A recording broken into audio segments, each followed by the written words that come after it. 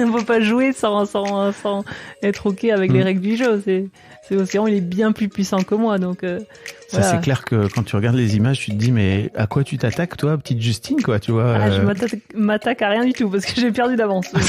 Je profite d'un petit instant avec l'océan, et il m'accepte pour quelques secondes. Et voilà. Exécuté par qui? Fabrice Florent. Bonjour, bonsoir, bon après-midi à toutes et à tous et bienvenue dans ce nouvel épisode d'Histoire de succès. Chaque jeudi à partir de 6h du matin, je retrace avec une ou un invité son parcours de vie qui l'a amené à son succès depuis la petite enfance jusqu'à aujourd'hui. Je suis Fabrice Florent, je produis des super podcasts d'interviews et de discussions. En tout cas, moi, je les trouve super et je crée des contenus. Je fais parler des pères de paternité, des mères de maternité, des gens de leur rapport au succès. Je prends des mecs entre quatre yeux pour leur parler de masculinité. Je fais causer des gens de leur rapport à l'argent et de plein d'autres thèmes que je vous invite à découvrir en allant sur mon site fabflorent.com, fabflorent.com. Si vous aimez cet épisode, vous pouvez aller écouter la bande-annonce du podcast pour en découvrir plus sur mon travail et mes autres podcasts. Si vous aimez mon travail, vous pouvez m'offrir un cadeau en échange en me soutenant financièrement et ainsi me donner un peu plus de sérénité en vous abonnant par exemple à mon Patreon ou en m'envoyant de l'argent sonnant et trébuchant. Allez dans les notes du podcast ou en allant sur fabflorent.com, fabflorent.com, donc vous y trouverez toutes les infos. Enfin, si vous aimez ce podcast, vous pouvez vous y abonner, mettre un chouette commentaire et 5 étoiles au podcast sur votre application de podcast préférée et surtout, partagez cet épisode et ce podcast autour de vous s'il vous a plu. Je suis sûr que vous connaissez des gens que mon travail pourrait intéresser. Vous pourrez également venir commenter avec mes auditrices et mes auditeurs chaque épisode directement sur mon Discord. Alors Discord, c'est un petit logiciel génial que je vous invite à découvrir, qu'il faut installer sur votre téléphone ou votre ordi. Vous pouvez également me suivre sur les différentes plateformes et réseaux sociaux. Vous pouvez vous abonner à ma newsletter et vous trouverez toutes ces infos pour me contacter dans les notes de cet épisode. Un grand merci d'avance et bonne écoute à vous. Justine, merci beaucoup d'être dans Histoire de succès. Alors, pour expliquer un petit peu, tu te décris sur ton site internet comme surfeuse de grosses vagues. Ça m'a fait rire au premier abord parce que je savais pas ce que c'était, mais c'est le vrai terme. C'est vraiment, on appelle les grosses vagues des grosses vagues. Oui, en France, c'est ça. En anglais, c'est big wave. Voilà. C'est ça. Et donc, tu as traduit littéralement, mais pour expliquer un peu aux gens, quand grosses vagues, c'est vraiment très grosses vagues. C'est pas les grosses vagues genre qu'il y a au Pays Basque où c'est sympa, quoi, tu vois. Au Pays Basque, il peut en avoir. Il peut y en avoir. Au large, à Bellara. Mais oui, c'est grosses vagues. On pourrait dire même grandes vagues, en fait. Parce que, ou vagues hautes, en fait. Parce que c'est les vagues qui sont formées à les tempêtes et donc qui sont plus importantes. Et donc, c'est des vagues qui font entre 15 et 20, 30 mètres de haut, c'est ça? C'est débile. Au possible. Enfin, c'est pas. Non, mais bon. Tu mettrais débile, c'est riche en émotions et c'est intense et c'est un océan puissant, oui. C'est incroyable. Donc, toi, tu surfes ça. C'est ta spécialité. T'as eu, on va en parler, mais tu as eu toute une carrière avant de surfeuse un peu plus classique, on va dire. Oui, et ton kiff depuis quelques années, c'est vraiment d'aller dans les spots les plus fous du monde, où il y a les plus grosses vagues, et d'aller les surfer, donc de descendre, de dévaler des vagues qui font 15-20 mètres de haut, quoi. Voilà, c'est ça, c'est plus extrême que fou. On peut remplacer ce vocabulaire. J'ai un cerveau qui fonctionne très bien. Bien sûr, mais il y a quand même une vraie sensation et une vraie envie d'aller chercher, comme tu dis, l'extrême, qui est un peu, l'air de rien, enfin moi, quand je regarde les vidéos, je me dis, ok, Justine, elle y va, quoi. Oui, après moi aussi, quand je regarde les images et les vidéos après coup, ça fait toujours bizarre. Mais sur le moment, et avant, c'est une recherche de sensations, de pousser sa pratique, d'aller plus vite sur sa planche, de faire des trajectoires différentes. Enfin voilà, il y a plein de recherches différentes. Pour que les gens aient une idée, 15 mètres de haut, c'est en gros un immeuble de 5, 6, 7 étages, quoi. J'ai jamais été très très douée en maths, mais je sais plus, ça 3 fait 3 mètres par à peu près, étage, et voilà, et donc plusieurs étages. Mais bon, une grosse vague à partir de quelques mètres, à partir de 3 mètres, ça c'est déjà un océan puissant qui peut nous retourner, nous envoyer dans tous les sens, et sous l'eau, ça peut être pas très gentil, agréable et doux. Hein. On va en parler. Tu t'es blessé d'ailleurs il y a 5-6 ans, c'est ça? Il y a 2018 tu t'es fait très mal. Oui, bon, à plusieurs reprises. L'année dernière aussi, mais là, tout va bien. Ok. Et on en parlait là juste avant de démarrer, mais t'es enceinte? Oui. Tu vas devenir maman dans quelques mois? Tout à fait. Moi, j'ai l'impression de l'être déjà parce que je lui parle, il est là, il bouge. Mais oui, tout à fait. D'un petit garçon, c'est ça? Exactement.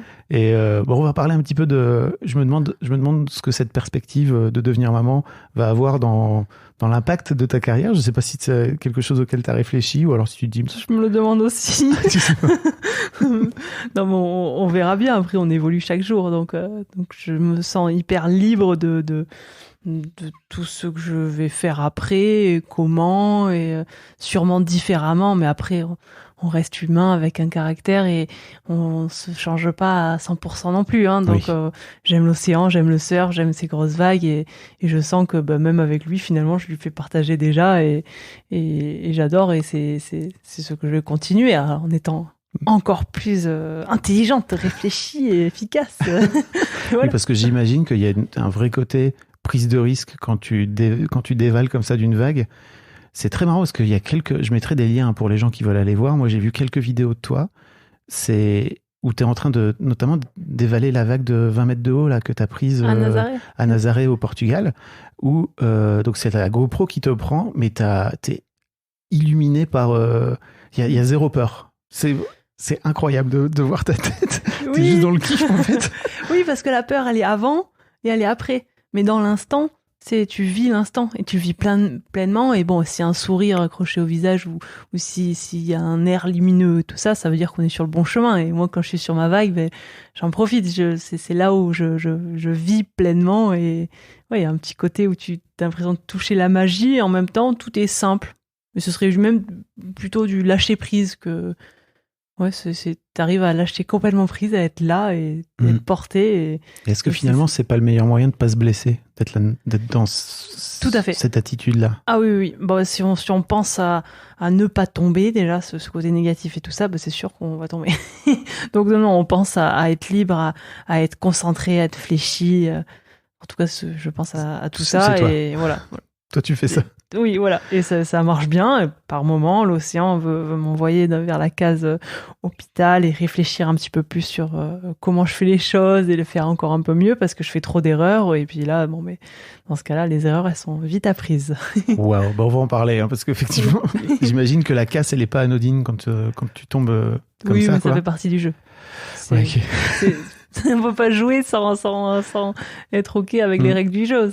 C'est l'océan, il est bien plus puissant que moi. Donc, ça, c'est clair que quand tu regardes les images, tu te dis, mais à quoi tu t'attaques, toi, petite Justine, quoi, tu vois Je m'attaque à rien du tout parce que j'ai perdu d'avance. je joue, je profite d'un petit instant avec l'océan et il m'accepte pour quelques secondes. Et voilà. Puis des fois, il est un peu plus en colère, des fois, il est magique. Et voilà, c'est presque je dirais pas un humain, mais même les vagues et tout ça, j'aime bien les comparer des humains. Ils ont des caractères un peu différents. Et voilà, pour pouvoir jouer le plus possible avec la vague, il faut pouvoir l'apprendre, la connaître. Voilà. On va reparler de tout ça, c'est trop intéressant. Ma première question dans le podcast, c'est à quoi tu ressemblais quand tu avais 7-8 ans? Quand j'avais 7-8 ans, bonne question. Je pense que j'étais active. Je faisais un peu de tennis, je commençais à faire de la natation. Je faisais la voile. Ah oui, 7-8 ans. J'ai commencé la voile. Et ça, c'est vrai que c'était le premier sport un petit peu en contact avec les éléments, avec le vent. Et donc, sur le petit lac à Lacanau. Et avec mon frère et ma sœur. Et c'est vrai qu'on commençait à en faire même en hiver. Et il faisait pas très chaud. mais il y avait déjà ces sensations avec l'élément qui étaient assez intéressantes. On avait un peu peur quand il y avait vraiment beaucoup de vent et tout. Donc, je dirais... Et t'allais faire ça avec ton petit frère, ta petite sœur ou ton grand frère? Ouais, mon grand frère et ma sœur. Et sœur jumelle et mon grand frère qui a 1 an et demi, donc on est presque trio. Et voilà. Et après, je pense que j'étais assez bien à l'école. Après, j'aimais pas passer comme ça, une petite souris dans la classe, pas être forcément trop visible non plus, je pense. Enfin, en tout cas, c'est mes souvenirs. Ouais, c'est ce dont tu te souviens. Ouais. Tu faisais pas encore de surf à l'époque, c'est venu plus tard, c'est ça? Oui, je faisais pas de surf. T'avais pas le droit? Non, mais on habitait à Saint-Médard-en-Jalles, c'est la banlieue de Bordeaux, il n'y a pas donc l'océan. Donc après, on a fait plutôt de la natation et une piscine. Et on se rapprochait du lac, parce que mon père était parti en vacances plus jeune à Lacanau, il avait aimé, et donc on est allé faire de la voile, on est parti faire de la voile, et puis après... le lac s'est passé à l'océan et aux vagues, mais plus vers 10-11 ans, du coup. Ok. Plus tard. Mais j'avais entendu dans une interview où tu forçais un peu pour pouvoir monter sur la planche et ton père était pas forcément très chaud, c'est ça, pour que tu montes direct ou... Ah, non, mais après, c'était plus, on achetait nos jouets aux bourses et tout ça, là, et puis il y avait une planche et mon père l'avait acheté pour mon frère qui était un petit peu plus grand. Yes. Et donc voilà, c'était pour apprendre à mon frère à surfer. Et du coup, moi, je perdais mon copain de jeu dans les vagues, où j'allais juste m'amuser, nager, et on avait des petites planches, les bodyboards. Ouais. Et là, tout d'un coup, bon, mais voilà, il commençait à aller dans les vraies vagues et il n'était plus là. Donc, et en plus, je comprenais pas pourquoi ça l'attirait autant. Et il passait autant de temps dans l'eau avec cette planche-là. C'était déjà bien avec nos petites planches et nos trucs. Et voilà, donc j'ai voulu un petit peu batailler pour comprendre et j'ai vite compris. Et voilà, et j'ai attendu un petit peu. J'étais un peu patiente pour avoir ma propre planche. Et tu te souviens de la première fois où tu es monté sur une planche? Oui, ouais. C'était une toute petite mousse, une toute petite vague et du coup j'avais insisté auprès de mon père et de mon frère pour qu'ils me laissent prendre une petite mousse et voilà, et ça a duré quelques secondes et après c'était déjà mon frère qui me disait rends-moi ma planche. Non, encore une. Voilà, c'était ma première petite mousse. Quand tu dis petite mousse, c'est vraiment petite c'est genre petite vague, une petite oui, vague qui fait un peu d'écume, c'est ça? Voilà, c'est ça. On commence la vague, ce qu'on surfe en tant que surfeur, c'est la vague, la déferlante, on pourrait dire ça. Et puis une fois que ça a cassé, du coup que l'eau évolue en mousse, ça, c'est tout blanc, ça fait plein de petites écumes dans tous les sens. Donc pour commencer à surfer, on va juste au bord de l'eau et on prend ces petites mousses. Ok. Quand est-ce que tu as commencé à dire ok, c'est vraiment un truc que je veux faire et je veux faire le plus possible? Dès le début, j'aimais ça c'est sûr. Et après, je pense que ça a été le petit presque conflit avec l'athlétisme, où j'aimais beaucoup la course. Enfin, j'avais aimé la natation aussi avant, mais là, c'était plus la course des petits crosses. Et c'était un peu moins ludique. C'était plus répétitif quand même. La piste, et voilà, pied droit, gauche, devant, Et là, l'océan, mais ça changeait à chaque fois. Donc, j'étais plus fascinée par cet élément. Et du coup, j'ai pris vraiment la décision, ou en tout cas, ça s'est ressenti vers les 14-15 ans, là, quand je suis rentrée après à un sport-études à Bayonne. Et là, il fallait faire le choix et arrêter l'athlétisme pour le surf. Tu voulais faire du sport, quoi qu'il arrive. Tu étais parti en sport-études. C'était un peu ton élément, c'est ça ou...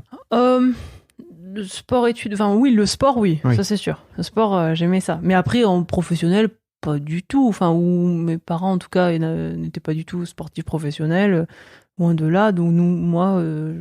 Ils font quoi? Ils faisaient quoi, tes parents, comme métier? Alors, mon père était technicien, je saurais même pas te dire, j'ai jamais su expliquer trop, à l'aérospatiale, il travaillait là-bas.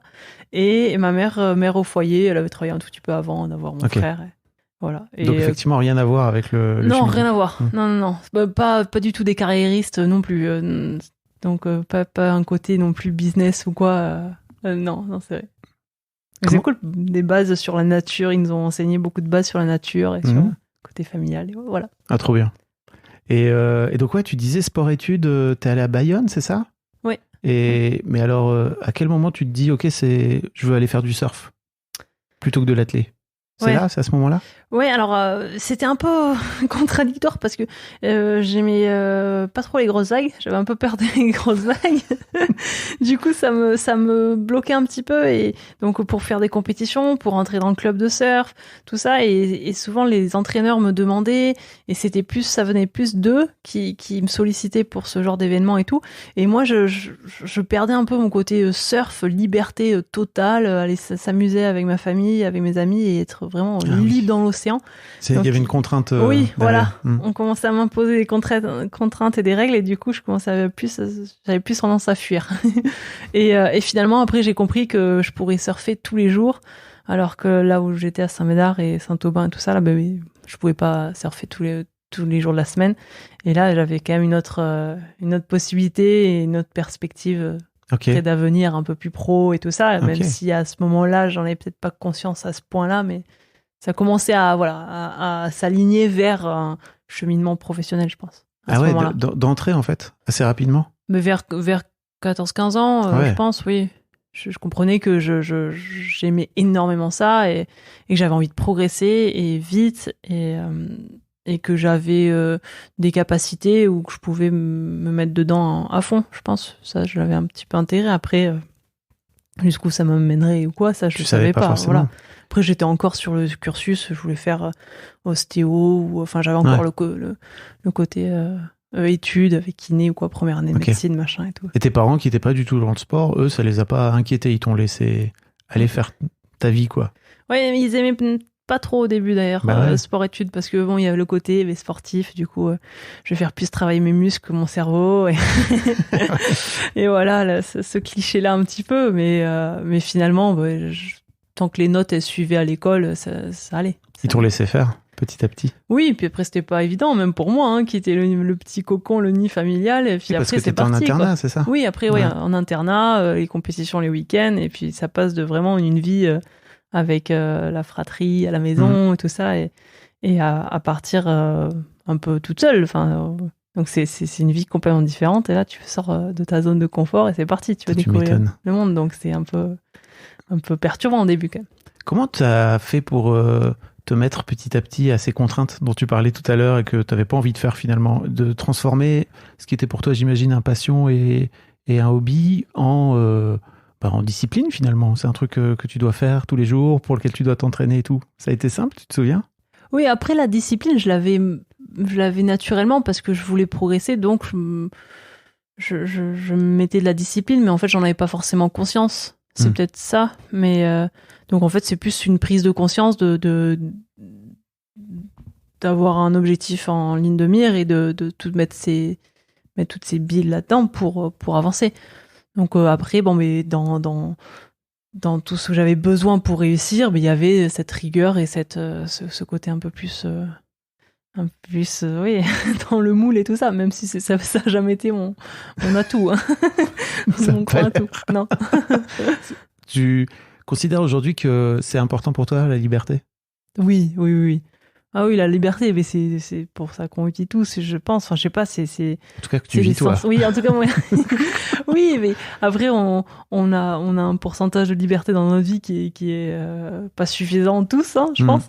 Mais c'est important. Ça nous, je sais pas, c'est comme ça qu'on est nous 100% pure nature, simple, je trouve. T'aimerais bien être encore plus libre que ce que t'es libre aujourd'hui, parce que j'ai l'impression que t'as quand même une vie où t'es plutôt libre. Oui, t'as des engagements, j'imagine, mais t'as réussi à inventer la vie que tu voulais avoir, j'imagine. Oui, j'ai inventé la vie que j'ai. Oui, et je l'aime beaucoup et j'en suis ravie. Et je suis consciente que plus de liberté aussi, ça serait d'un autre côté plus de voir aussi. Enfin, donc là, je suis dans un bon équilibre parce qu'après, voilà, c'est comprendre aussi que la vie, c'est une question d'équilibre. On peut pas vouloir à 100% quelque chose et pas faire de concessions autour. Donc, c'est une histoire d'équilibre. Ok. Voilà. Tu te souviens d'un moment de déclic où tu te dis, ok, donc là, je vais devenir professionnel et je vais faire du surf ma vie? Il y a un truc dans ta vie qui est un peu un point de bascule? Moi, je pense vers les 18 ans, quand du coup, on finit le lycée et là, je m'inscris en fac, mais bon, je sais, je sais au fond de moi que je vais pas beaucoup m'y présenter et que mon parcours, il est d'abord dans le sport. Et là, j'étais vraiment prête à me dire, de toute façon, je mise le sport, le surf à 100%, c'est maintenant, et si j'y arrive pas, je repartirai dans les études, il n'y a pas de souci. Je me faisais vraiment confiance sur le fait s'il fallait rebondir, s'il fallait arrêter ce rêve-là, j'allais rebondir, il n'y a pas de souci, il fallait juste travailler, peut-être un peu plus, différemment. Parce qu'à 18 ans, tu étais déjà dans la compète.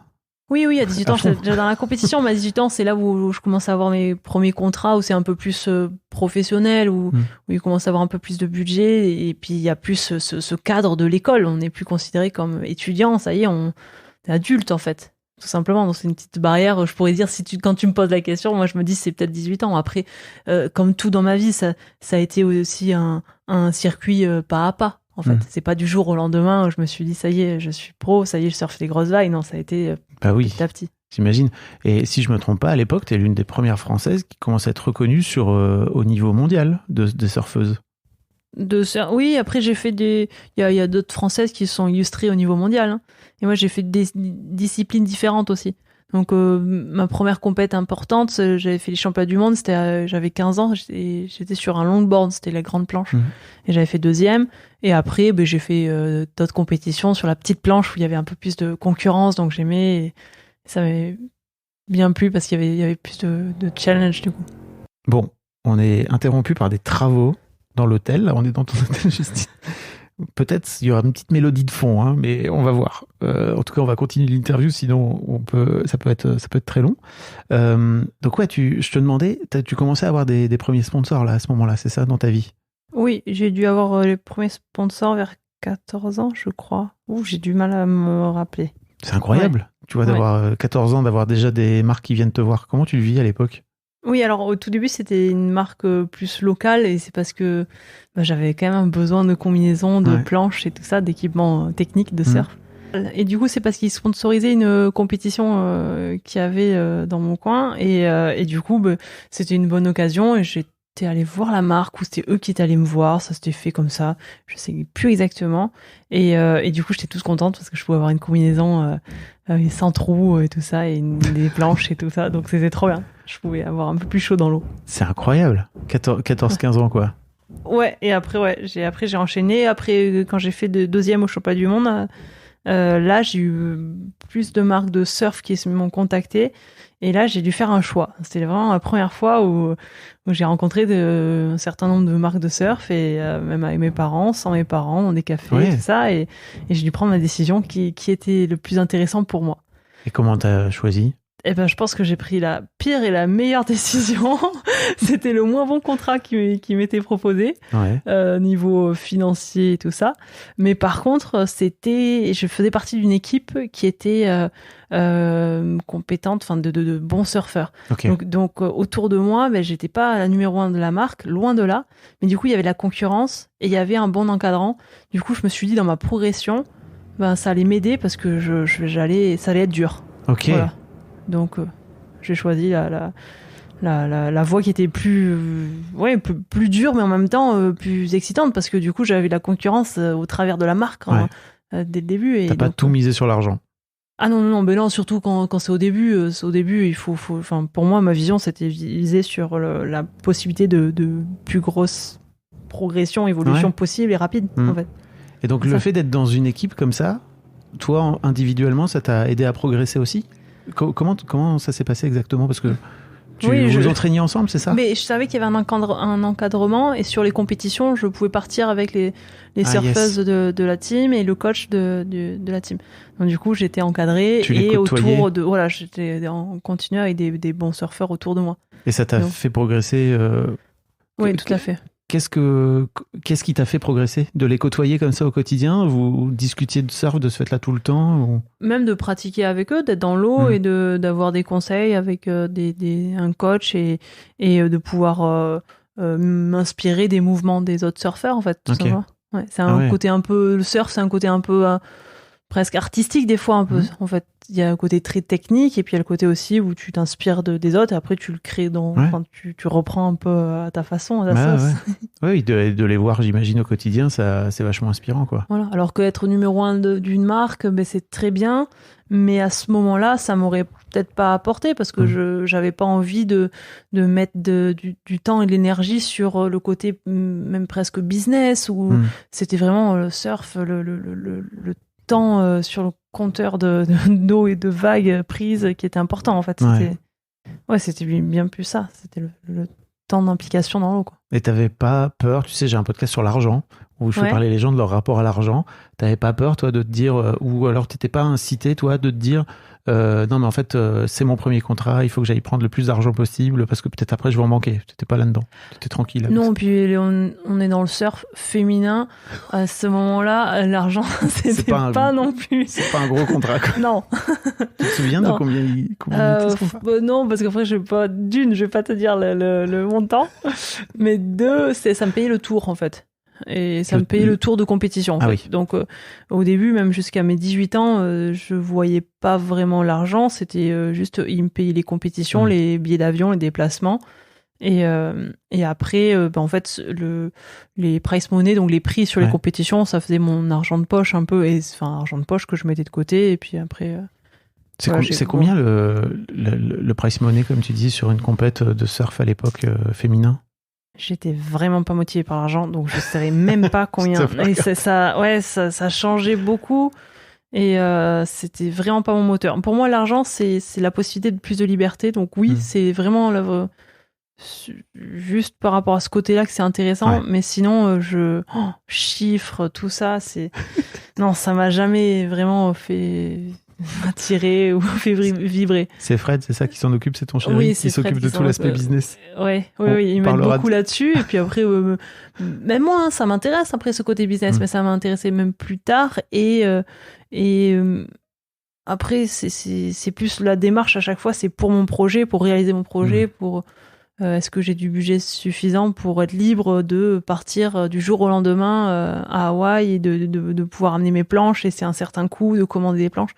C'est vraiment cette liberté de pouvoir investir le plus possible ou ce que je pense que j'ai besoin dans mon sport, dans ma pratique. Voilà. C'est vraiment regarder derrière et ne pas me dire une seule fois, mince, j'ai pas fait ça parce que je pouvais pas, j'avais pas suffisamment de moyens, j'ai eu des limites. Limite, pour moi, voilà, c'est pas assez de liberté, donc ça va pas. C'est pas bien les limites. En vrai, je suis raisonnée, on n'a pas du tout de rythme de vie élevé ou quoi. C'est la passion, c'est le surf, c'est tout qui est dirigé là-dedans. Après, on a une vie très très simple, donc en même temps. Votre vie, finalement, c'est vrai que j'ai un peu l'impression que vous vivez, parce que je l'ai dit juste un petit peu, mais en fait, vous travaillez ensemble avec ton chéri, qui s'appelle Fred. Il lui s'occupe effectivement de tout l'aspect business, etc. Mais j'ai un peu l'impression que votre rythme de vie, votre style de vie, c'est plutôt d'aller à droite, à gauche, là où il y a les vagues en ce moment, quoi, c'est ça? Oui, c'est ça. À partir du moment où il y a moins de vagues dans un endroit, vous allez à un autre. C'est un peu ça le... Oui, puis il y a des moments dans l'année où c'est plus pour faire des axes de communication avec les partenaires, ou donc ça va devenir peut-être à Paris, là où il y a un petit peu moins de vagues. Ou alors d'autres moments où ça va être planifier des projets, comme là en ce moment, mais là je vais pas suivre les grosses vagues vu que j'ai le petit bébé dans le ventre. Mais par contre, on peut commencer à se projeter sur le prochain objectif, le prochain voyage. Et donc voilà, il y a des phases. C'est comme chouette comme vie. Oui, mais c'est la vie qu'on a choisie et c'est intense, voilà. C'est intense. Si je me trompe pas, j'ai vu que c'est à partir de 2013 où tu as commencé à dire « Ok, moi les grosses vagues, c'est ça que je veux aller chercher ». C'est ça, Ouais, 2013, j'ai eu mes premières expériences. Après, je pense 2016, on est parti avec Fred à Nazaré, tous les deux. Et là, ça a été vraiment un vrai tournant dans ma carrière où j'ai commencé petit à petit à mettre de côté le surf classique, donc la compétition pure et dure, le circuit qui va plus au JO et tout ça, et pour les grosses vagues. Pour l'océan, l'aventure, ce côté extrême du sport. Qu'est-ce qui t'a fait changer ? Est-ce que tu avais un peu fait le tour du surf classique, comme tu dis ? Oui, je pense que j'avais fait le tour. Et puis il y avait toujours ce côté un peu cadre qui revenait et qui me frustrait, qui me permettait pas de m'épanouir. Et je sentais qu'à l'intérieur, j'avais vraiment un besoin d'aller explorer bien plus et que j'allais apprendre bien plus sur moi et autour de l'océan, des vagues et de tout, des gens. Enfin, c'était bien plus enrichissant. Je sentais que j'avais déjà pompé tout le savoir presque que je pouvais avoir dans le surf classique. Ça faisait 10 ans que tu tournais, quoi, c'est ça? Oui, alors après, il y a plein de personnes qui continuent leur vie dans ce surf classique et tout ça. En plus, avec le surf qui va au JO, il y avait des possibilités et tout ça. Mais ça me faisait moins vibrer à un moment donné. Après, j'ai eu une aide aussi, un partenaire qui a arrêté, qui était vraiment dans le surf classique et qui m'attendait là-dessus. Et à partir du moment où ce contrat s'est arrêté, et moi j'étais en contrat à ce moment-là avec Red Bull depuis quelques années, et eux ils restaient là, et du coup il y a eu des facilités aussi, des moments où j'ai eu une perte d'un contrat de surf classique et j'étais soutenue par Red Bull. Les grosses vagues, c'était vraiment ce que j'avais mis de côté puisque c'était un risque pour les vagues classiques de blessures et tout ça, donc j'avais pas vraiment le temps et le droit et les possibilités d'en faire en fait. Oui.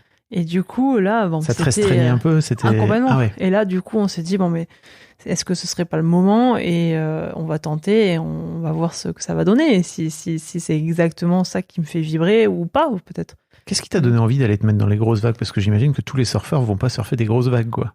Non, mais c'est sûr. Et puis en plus, via mon parcours au tout début, là, qui avait plutôt peur et tout ça, c'était plus apprendre sur moi. Vraiment apprendre sur le sport, la façon de penser, le côté mental qui était hyper intéressant et la gestion des émotions, tout ça en fait.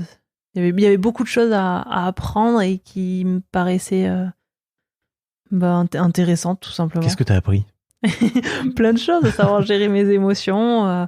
Quelles émotions? La peur en particulier, c'est ça au début, j'imagine? Oui, la peur. Après, monter son propre projet aussi, c'est beaucoup plus de liberté parce qu'il n'y a pas de chemin en fait. Donc quand on est parti en 2016 là, avec Fred à Nazaré, il n'y avait aucun chemin dans les grosses vagues. Il n'y avait pas beaucoup de surfeurs qui en vivaient.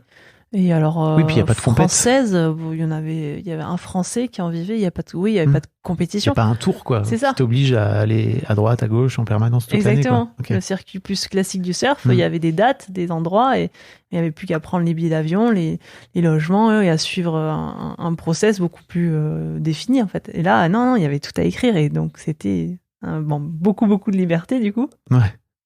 Mais par et contre, beaucoup de risques aussi, de ce fait. Oui. Avec la liberté. Oui, ça va de pair, de toute façon. Et beaucoup de possibilités aussi.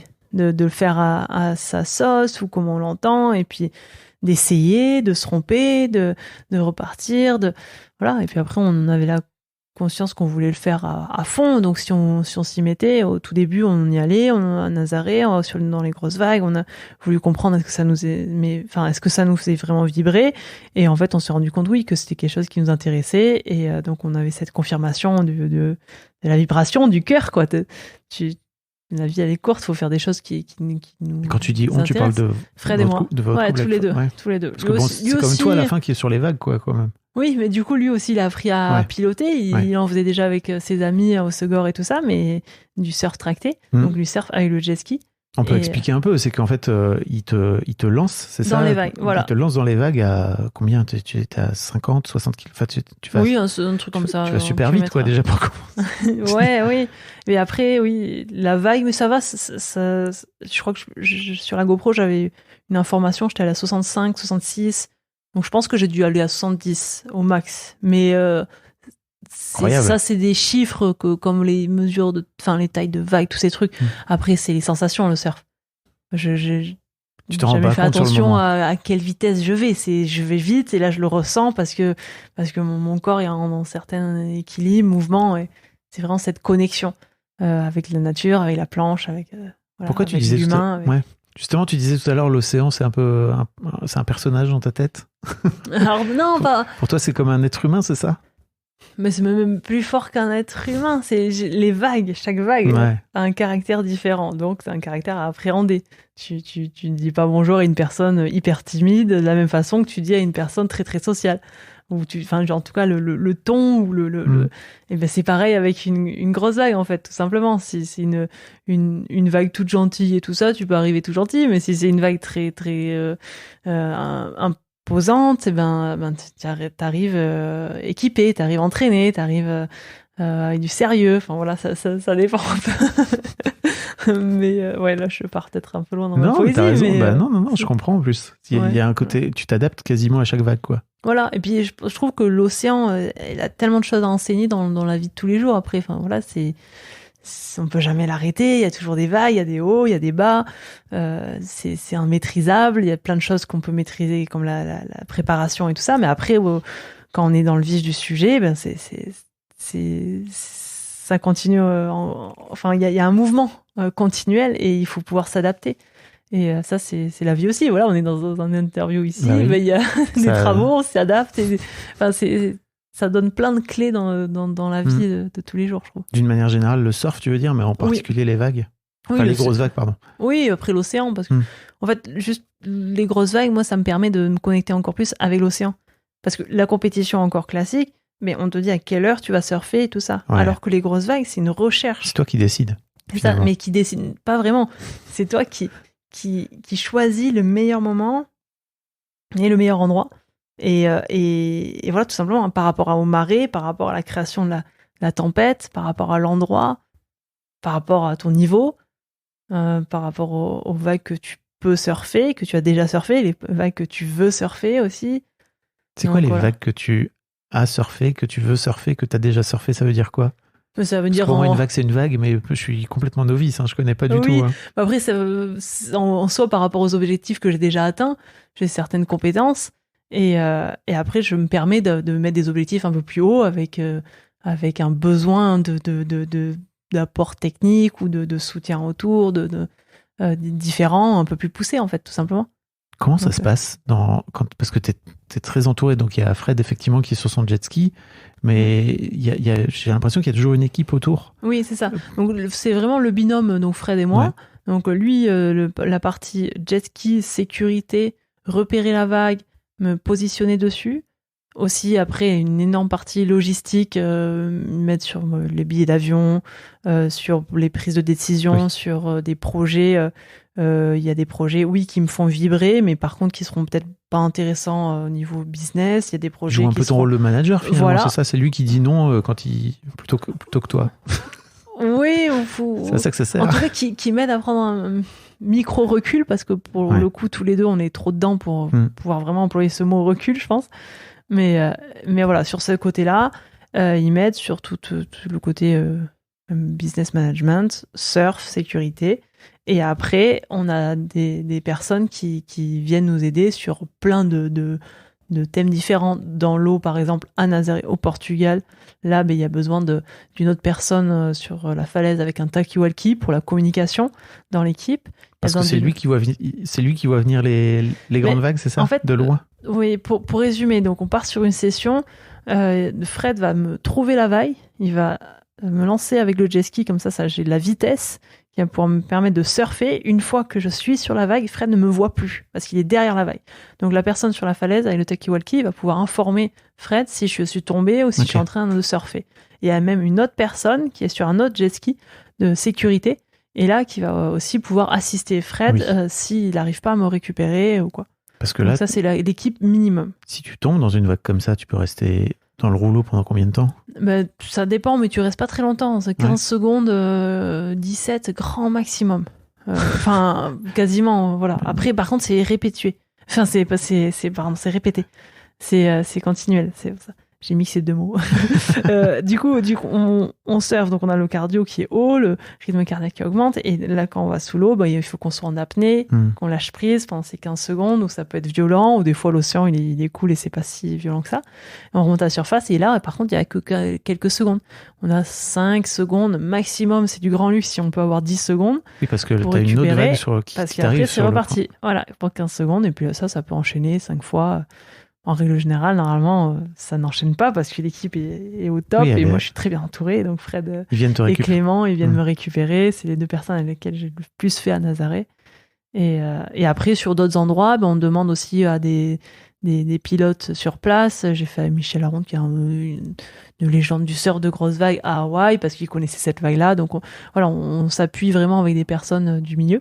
Ça, c'est pour la partie technique. Après, j'ai une préparatrice mentale, Isabelle Inchos-Biarritz, des gens qui nous aident sur le côté après, avocats, autres. Voilà, c'est toute l'équipe après. Comment elle t'aide, ta préparatrice mentale ? À ranger mon cerveau. Ah oui. À prendre les bons choix, faire les bons choix, pardon. À prendre un petit peu plus de recul aussi. Parce que c'est une personne qui connaît Fred, qui me connaît et qui a conscience de l'enjeu dans lequel on évolue et du milieu dans lequel on évolue et du coup qui arrive à prendre vraiment du recul et en même temps à être neutre parce que c'est pas une personne de la famille aussi, parce qu'il y a les avis de la famille et tout ça, mais ça n'a rien à voir. C'est pas les mêmes conseils. Oui. Et donc c'est là, pas des pros, quoi. Voilà. Et après, il y a d'autres conseils d'autres personnes, mais voilà, cette personne-là, Isabelle, elle travaille avec plein d'autres sportifs très doués et avec une petite pointe de côté un peu extraordinaire, des différents un peu. Okay. Donc elle est habituée à avoir ce côté-là de la perception d'une carrière qui peut être un peu différente.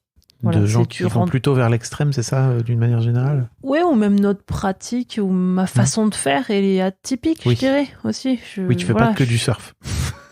Oui, et puis voilà, les moules et tout ça, non, voilà. Donc on essaie de créer notre chemin, et donc des fois, c'est pas évident parce qu'on a notre façon de faire, et on se rend compte que oui, la façon de faire de beaucoup de personnes serait je sais pas, d'une telle façon, et que moi finalement, si je respecte pas mon côté, avoir ce besoin de liberté, d'évoluer dans la liberté, tout ça, je vais pas forcément performer.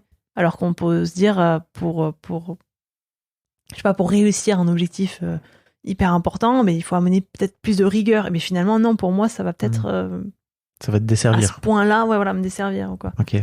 Voilà, donc il faut se connaître pour se connaître le mieux possible pour pouvoir après jouer avec ses compétences, ses qualités, et oublier ses défauts. Non, travailler ses défauts aussi, mais faire avec. Et ta famille, tu disais, ils s'inquiètent un peu pour toi? Oui, non. Après, ils vivent leur vie, et ça, non, ça se passe très bien, et je pense que sûrement on n'en parle pas beaucoup. Voilà, on se respecte. C'est inquiétant silence, alors peut-être. Voilà. mais non, ils me font confiance. Ils me font confiance. Ils savent mon approche, qui est un peu différente, mais en même temps qui est très centrée sur la sécurité. Fred, il a été sauveteur pendant plein d'années, il a ranimé des gens, il sait comment ça se passe, il est vraiment très pointu sur cet aspect-là. Clément, c'est un sauveteur aussi qui nous avait rejoint là il y a quelques années quand on s'est lancé à fond. Et donc voilà, on s'entoure de personnes qui sont compétentes et qui sont bien, qui sont là pour moi aussi, autant que je suis là pour eux aussi. C'est un échange, mais c'est... Est-ce qu'il y a eu je te parlais tout à l'heure de ta blessure là qui t'a, où tu t'es cassé, si je me trompe pas, l'épaule et le genou, hein, c'est ça? En 2018. Oui. C'est ça. Et je vous entendais, je mettrai un lien dans les notes avec Fred dans un podcast de HBO, parce qu'en fait vous êtes passés tous les deux dans un documentaire incroyable qui s'appelle 100 Foot Waves, les vagues de 30 mètres, quoi. C'est ça. Et en fait, vous êtes passé avec la femme d'une légende du surf de grosses vagues qui s'appelle Nicole McNamara. Ouais, exactement.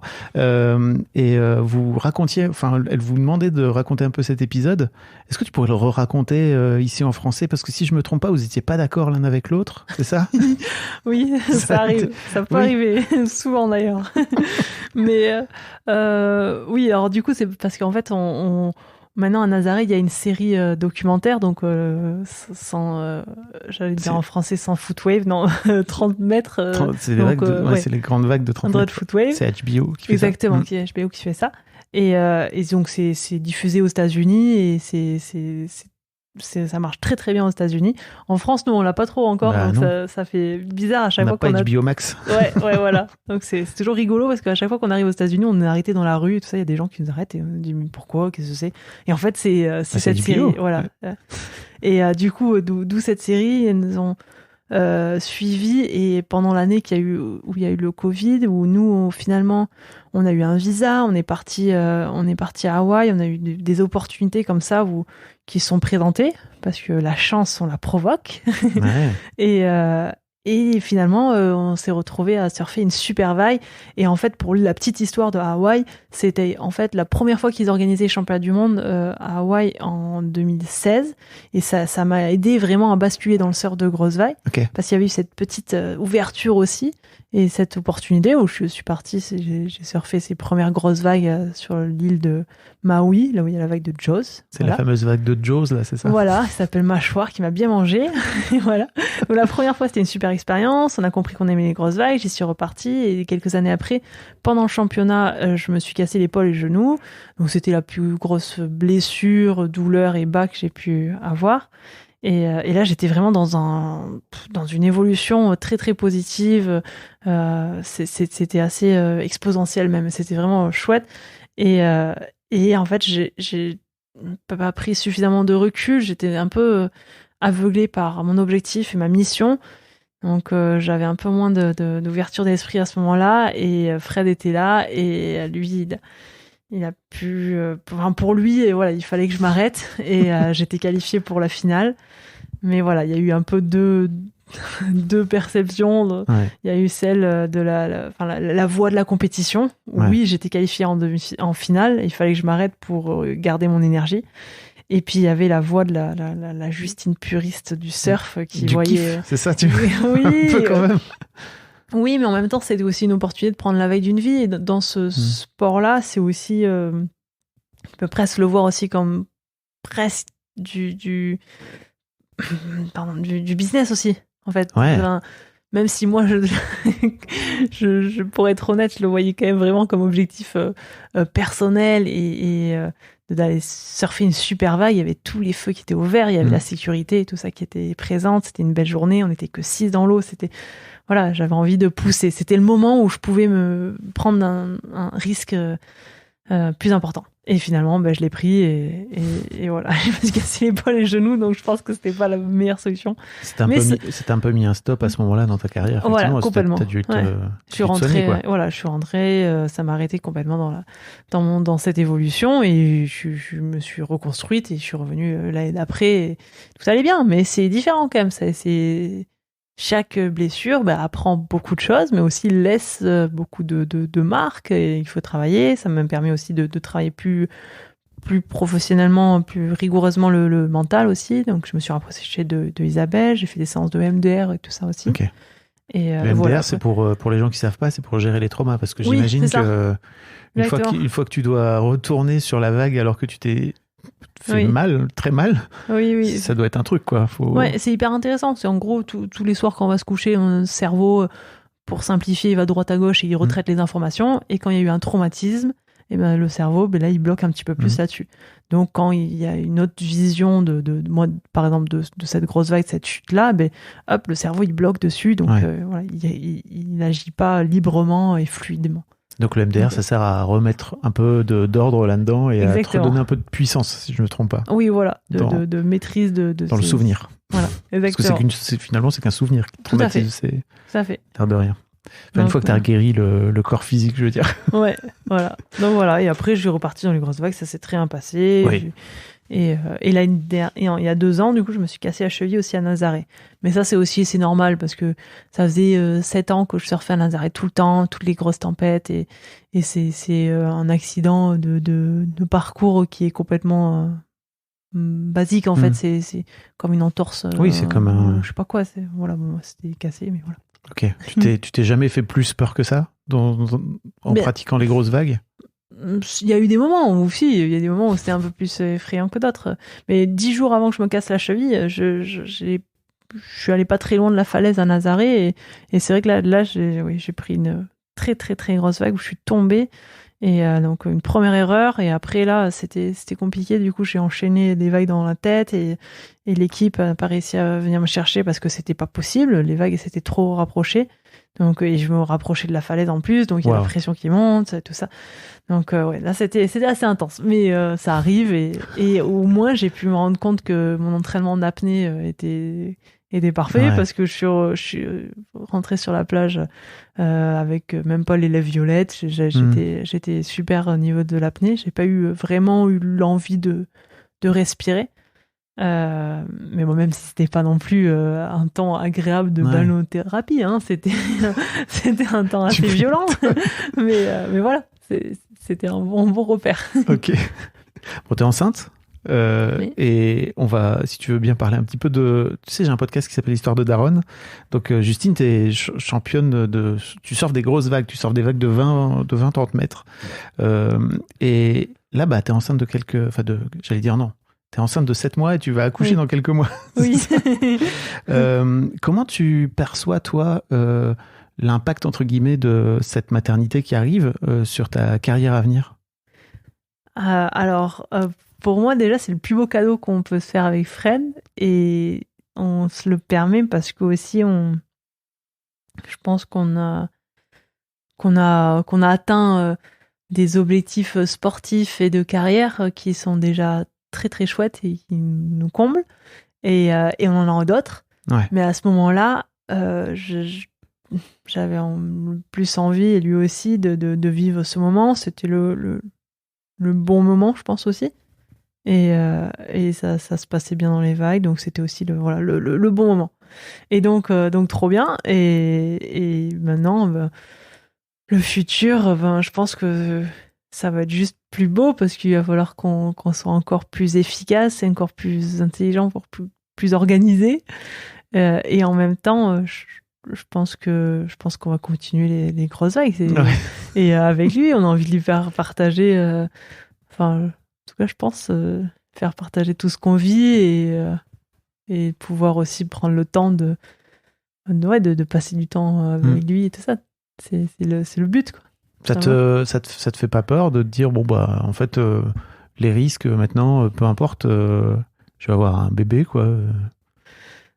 Non, je sais pas. Après, c'est dur d'en parler alors qu'il est pas encore à l'extérieur. Parce qu'il est là, il est dans l'antre. Mais en tout cas, tu te projettes pas là-dessus, quoi. C'est pas... Oui, après, c'est sûr que mais si je suis dans l'eau, je sais pas, que je le nourris, des trucs de logistique, faudrait que je tire mon lait, que je sois pas trop en stress, qu'il ait à manger, qu'il soit bien gardé, tout ça, qu'on puisse. Mais je pense qu'on va trouver des solutions. On a suffisamment été entraînés jusqu'à présent avec notre pratique du surf, tu vois, pour le mettre dans la vie de tous les jours et pour l'appliquer avec cette vie personnelle. Donc, pour allier les deux. Et puis aussi, ça peut donner. On peut le voir comme un côté, en plus, être une femme, je dois mettre entre parenthèses ma carrière pendant un petit moment parce que je peux pas surfer des grosses vagues en même temps. Mais par contre, je pense on peut en faire une force aussi. Il y a tellement de choses que j'apprends, je change. Ça 9 mois pour évoluer mentalement aussi, pour être encore plus efficace et grandir aussi sur plein de points. Qu'est-ce que tu as appris là pendant ta grossesse ? D'être un petit peu plus efficace, d'utiliser à bon escient mon temps et d'apprécier chaque moment, chaque instant et de se programmer un petit peu plus de choses aussi. Prévoir, voilà. Ah oui. Ce côté-là, le cadre. Ah mon Dieu. Qu'il y a du bénéfice aussi aux routines, au cadre et tout ça aussi. Tu disais tout à l'heure que tu n'aimais pas les restrictions de liberté, là, tu vois. Oui, mais une vie avec... Ça va venir cadrer plein de choses, quoi, dans votre vie. Exactement. Et des fois, presque avec trop de liberté, on se rend plus compte de la chance d'avoir cette liberté-là et on l'utilise pas au mieux aussi. Des fois. Donc là, en fait, je me rends compte qu'en étant plus carré sur des choses, ça me permet aussi de beaucoup plus profiter les moments où je vais aller chercher ce recueil de liberté. C'est incroyable. Non, mais c'est vrai, t'as raison. C'est vrai que l'enfant, tu peux le voir soit comme une restriction de liberté, soit comme une façon aussi de te dire comment je fais pour aller chercher le plus de liberté possible dans ce cadre-là, quoi. Oui, et puis c'est vraiment le retour sur la qualité avant la quantité aussi, tu vois. C'est exactement ça. Qualité. Qualité de temps passé avec lui, qualité de temps passé dans l'océan. Et puis, il y a plein de choses aussi. Ça me permet de faire du tri aussi, sur des choses qui sont peu importantes. Ou même moi, sur le côté business et tout, je sais pas dire non sur plein de choses et je réponds à plein de choses. Là, il faut que ça soit un peu plus donnant-donnant. Voilà. Que ça soit trop bien. Un échange plus intéressant. Est-ce qu'il y a un sujet... Pardon. Non, plus équilibré. Voilà, Est-ce qu'il y a un sujet sur lequel je t'ai pas amené, dont tu aurais aimé parler dans le podcast? Non, je sais pas, il y a tellement de sujets. Après, j'espère que j'ai essayé de parler pour que ça soit le plus compréhensible pour tout le monde. C'était très compréhensible. Et puis, moi, je suis dans mon monde. Et puis, je vais mettre des liens vers ton compte Insta, vers ta chaîne YouTube pour les gens qui veulent découvrir un petit peu. Parce que les vidéos sont incroyables. En fait, pour moi, c'est surtout ça. On a pas mal parlé là, mais après, il faut aller voir à quoi ça ressemble quand tu te lances comme ça du haut d'une vague, c'est complètement dingue, quoi. Bravo en tout cas. Merci beaucoup. Merci pour ton temps. Merci pour ton temps. Et puis plein de bonheur pour ce qui vous attend. Tout à fait. Plein de vagues à surfer encore ensemble. Grave, tu m'étonnes. Merci beaucoup. Yes. Ciao. Un grand merci à vous d'avoir écouté jusqu'au bout. Pensez à rejoindre le serveur Discord pour venir commenter avec le reste de ma commu. Je vous trouverai tous les liens dans les notes de cet épisode. Et si mon travail vous plaît, je vous rappelle que vous pouvez m'offrir en échange un peu de sérénité en vous abonnant à mon Patreon ou en m'envoyant de l'argent en vous munissant de votre CB. Vous trouverez tous les liens dans les notes de cet épisode également. Bonne fin de journée et j'espère à très bientôt pour un nouvel épisode de podcast.